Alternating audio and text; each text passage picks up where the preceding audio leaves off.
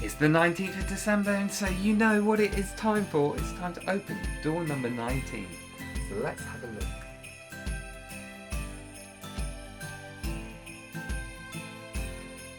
Oh, so we've got a picture of the star, and it's Matthew chapter 2, verse 2. It says, "Where is he who was born, King of the Jews? For we saw his star in the east and have come to worship him." And so they're words from the three wise men who have now appeared around the manger, and they've explained that they followed the star.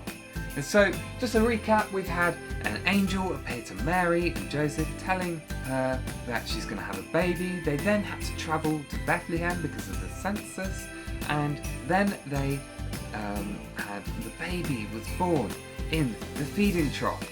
And so just a quick recap of the story. We've had an angel appear to Mary and Joseph telling them that Mary's going to have a baby who is the Son of God. They then had to travel to Bethlehem, where they were put in a stable, and Mary had a baby boy, Jesus, and he was placed in a feeding trough.